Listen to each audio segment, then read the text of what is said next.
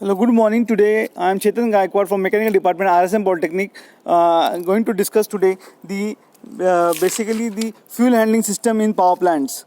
Okay, so we'll see the fuel handling system in power plants.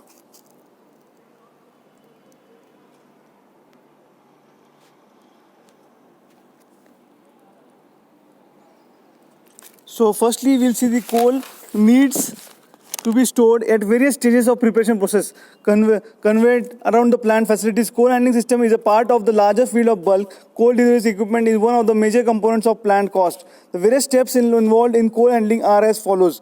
First is coal delivery, unloading, preparation, transfer, outdoor storage, covered storage, implant handling, weighing and measuring, feeding on the coal into the furnace.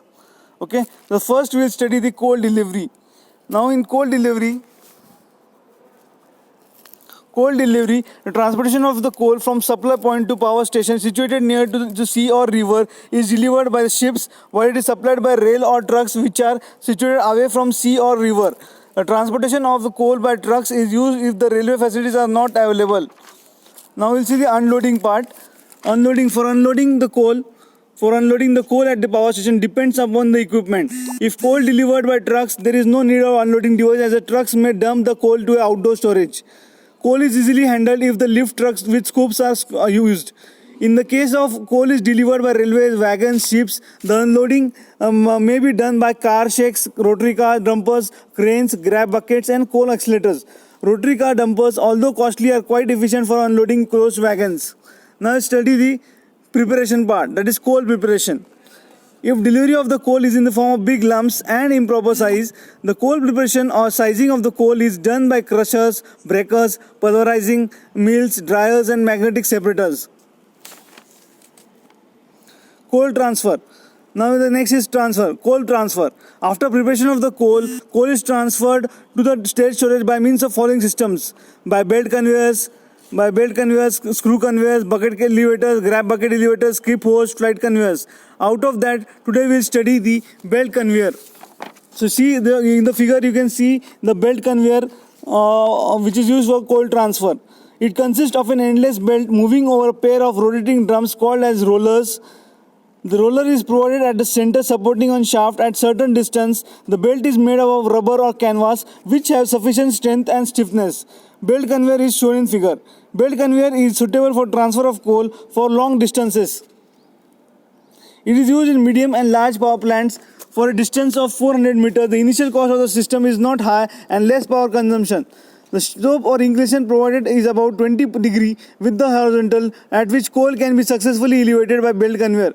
Average speed preferred is about 60 to 100 meters per minute and the load carrying capacity is 5 to 100 tons per hour. Now we study the second type is called as screw conveyor. So in the figure you can see the screw conveyor. It consists of an endless helicoid screw fitted to the shaft containing either a spiral blade coiled around the shaft enclosed in a cylindrical housing. This housing is having inlet to the feed in the coal and discharge port at the other end as shown in figure. The one end of the shaft is connected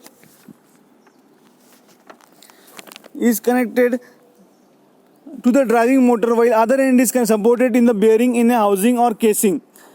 The diameter of the screw is 15 to 50 centimeters. The screw rotating in the throat transfers the coal from feeding end to the discharge end.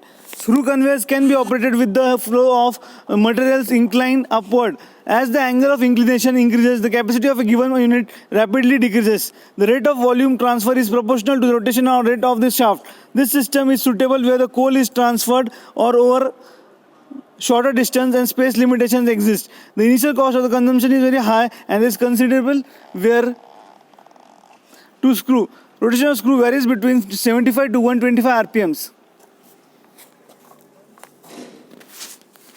Now we study the bucket elevator. It consists of buckets fixed to a chain or belt as shown in figure. The chain belt moves over two wheels. Rollers. Buckets can be also triangular in cross section and set close on the belt or chain with little or no clearance between them. This is a continuous bucket elevator. It mainly Its main use is to carry the difficult materials at slow speed. The coal is carried by the bucket from one bottom and discharged from the top. Its maximum height is 30 meters and used to inclination of 60 degree with horizontal. Its capacity is up to 60 tons per hour. Next is the grub bucket elevator. It performs two functions simultaneously. It lifts and transfers coal on a single rail or track from one point to other point. The coal lifted by grab buckets is transferred to the overhead bunker or storage. This system requires less power for operation and requires minimum maintenance. Now we'll study the flight conveyor. So you can see in the figure the flight conveyor. It consists of one or two strands of chain in which steel scrapers or flights are attached, which scrap the coal through the trough having identical shape. This coal is discharged in the bottom of trough. It is a low in first cost but has large economic energy consumption. This is considered well where skip hoist and bucket elevators the coal vertically while belts and flight conveyors move the coal horizontally or on inclines. Figure shows the flight conveyor. Flight conveyor possesses the following things. So in this way we have studied today the different fuel handling systems. Okay, good night.